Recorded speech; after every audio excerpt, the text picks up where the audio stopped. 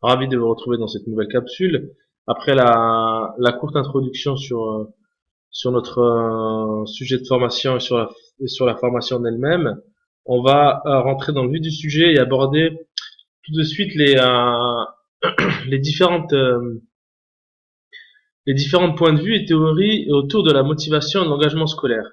Alors, il est évident qu'il existe un certain nombre de théories, de définitions de la motivation, et qu'il a fallu faire des choix. Alors, j'en ai choisi, en tout cas, j'ai choisi un modèle qui nous servira tout au long de cette formation. Alors, ce modèle, il peut être critiquable, hein, comme tous les modèles, comme toute théorie. C'est pas un modèle vrai, dans le sens où il dit uniquement la vérité. Comme tout modèle, il peut être modifié, il peut être adapté, il a ses forces et ses limites.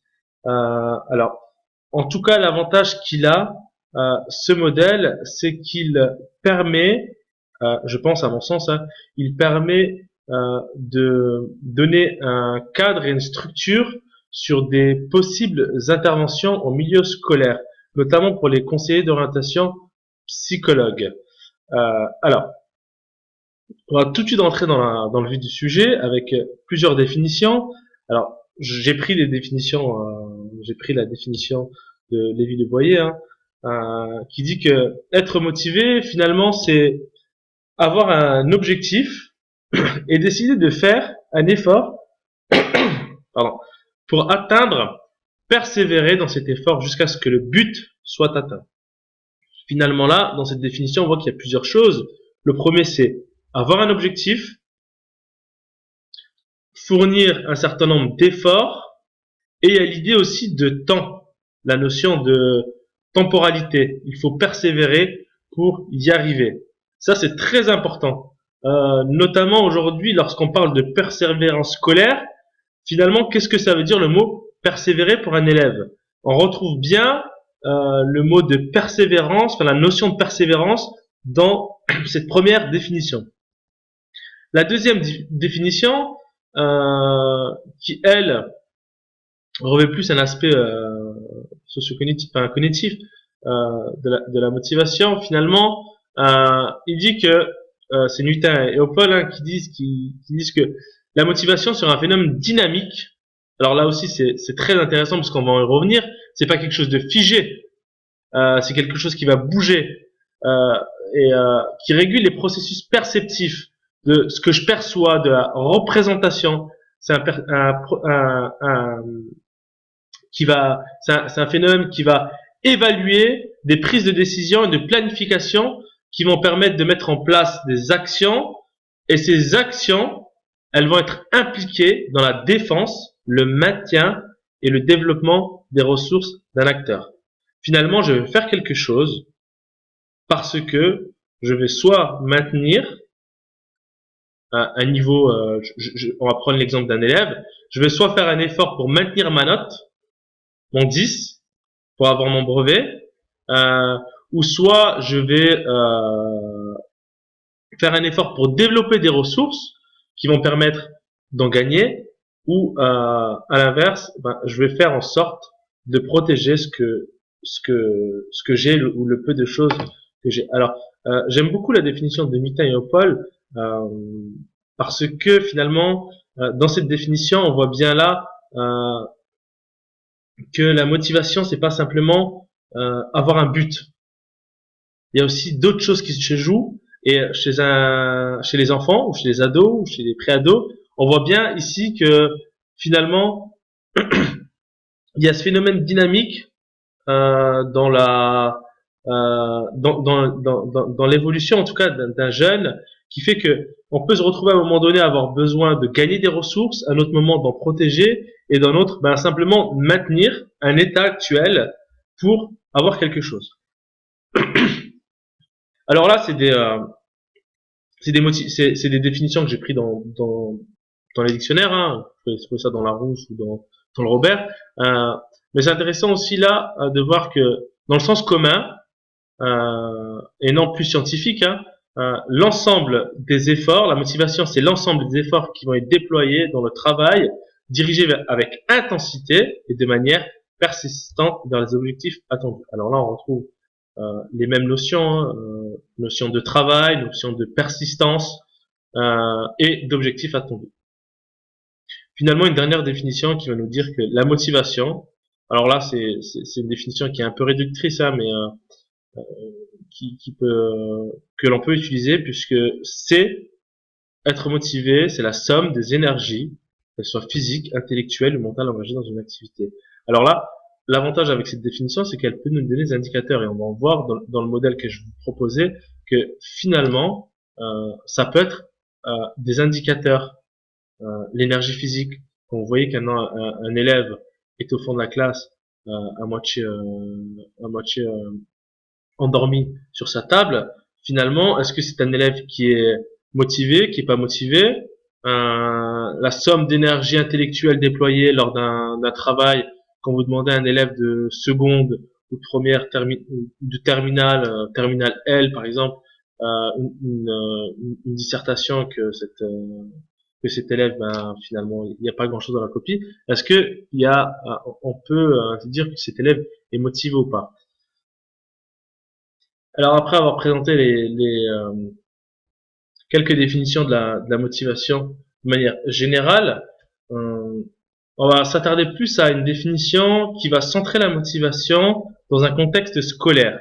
Alors cette définition, je l'ai prise de Vio, hein, qui dit que finalement, la motivation dans le contexte scolaire serait un état dynamique qui a ses origines dans les perceptions qu'un élève a de lui-même, de son environnement, et qui l'incite à choisir une activité, à s'y engager, à persévérer dans son accomplissement afin d'atteindre un but. Alors là, c'est une définition qui résume bien la chose, hein, et qui montre aussi toute la complexité de l'intervention sur la motivation scolaire.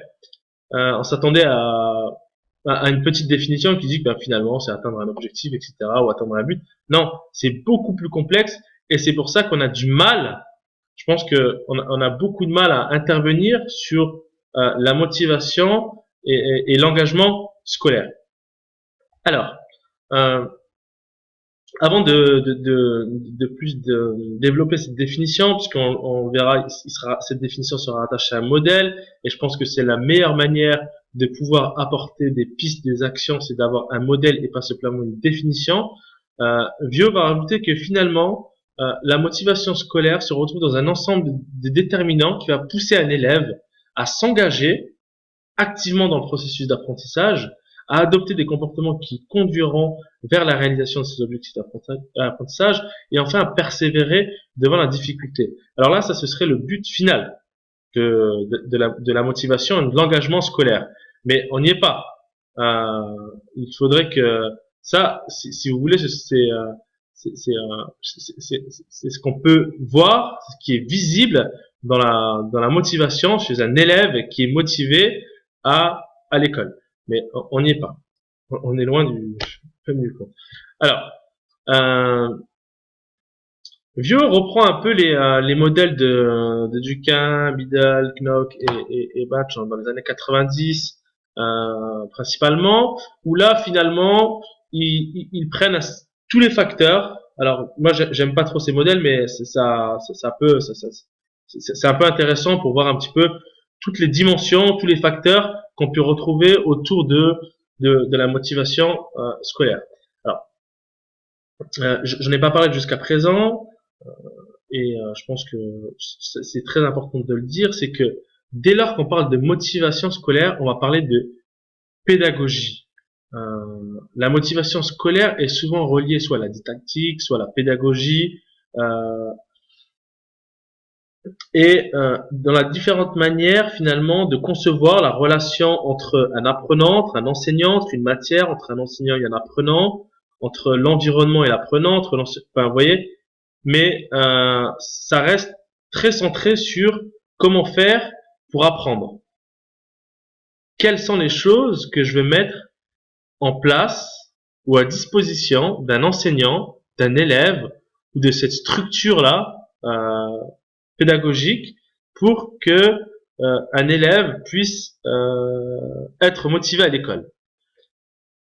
Dans ce modèle, on voit bien qu'il y a 5 grandes variables, des variables qui sont relatives à la famille, et ça c'est très important aujourd'hui. On en parlera en toute fin de capsule concernant le, le décrochage scolaire, excusez-moi, concernant le décrochage scolaire.